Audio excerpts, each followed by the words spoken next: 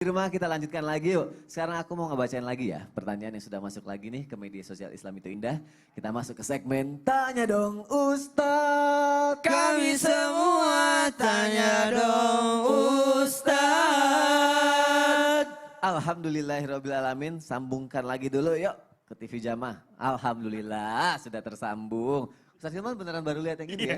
Tadi hitam ya, sekarang putih ya. Ah iya beda-beda. Beda-beda. Habis ini beda lagi warnanya. Oh udah insya Allah. siang, udah siang. Udah siang. Ini pertanyaannya banyak, tapi aku mau ngebacain pertanyaan dari MRSH 2444. Assalamualaikum Ustadz, izin bertanya, apakah benar Ustadz ada pepatah yang mengatakan jika kita pelit, maka kuburan kita akan sempit? Nah itu maksudnya gimana nih Ustadz? Kayaknya harus dijawab melalui tausiah nih Ustadz Syam. Baik, bismillahirrahmanirrahim. Tabi guruku Ustadz Hilman, tabi guru Ustadz Maulana, Mas Soni, serta guru-guru kami yang dimuliakan Allah Subhanahu wa taala. Bismillah, alhamdulillah, wassalatu wassalamu ala Rasulillah. Amma ba'd.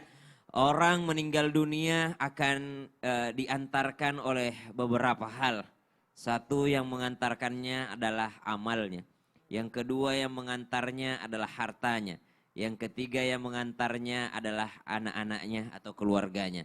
Dua di antaranya akan pulang, anaknya akan pulang, hartanya pun akan pulang. Tapi amalnya tidak pulang, dialah yang akan menemaninya di alam kuburnya kelak. Baik itu amal solehnya ataupun amal buruknya.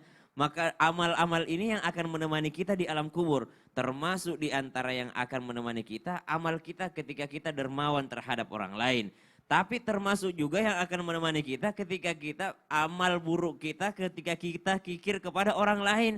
Maka ketika ditanyakan oleh malaikat di alam kubur tentang pertanyaannya.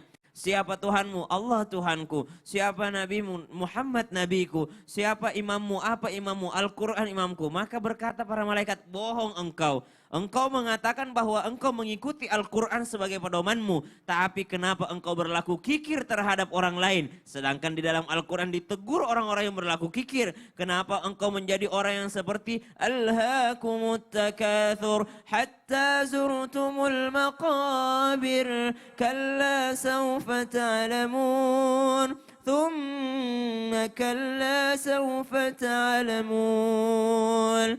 Sibuk alhaakumut takatsur, sibuk memperbanyak, sampailah hatta zurtumul maqabir. Terbuktinya keburukannya orang-orang pelit nanti di dalam kuburnya. Terbuktinya bahwa harta itu bukan segalanya, adalah di dalam kuburnya. Mungkin ketika kita di dunia masih bisa berkata seperti yang dikatakan tadi Ustadz Hilman, bahwasanya kalau kita kalau kita kikir ini, atau disebutkan bahwasanya orang itu bisa berlaku kikir. Kenapa? Karena uang-uang saya sendiri, subhanallah. Maka ternyata ketika kita masuk kubur, harta itu bukan lagi segalanya. Uang itu bukan lagi segalanya. Walaupun segalanya butuh uang di dunia, tapi ketika sudah masuk kubur, hatta zurtumul maqabir. Maka yang kedua, kenapa ada yang dikatakan bahwasanya kuburan akan sempit? Karena pertanyaan di kuburan begitu banyak tentang harta ini. Dalam kisah disebutkan, wallahu alam kisah ini sahih ataupun tidak, tapi bisa kita ambil pelajaran.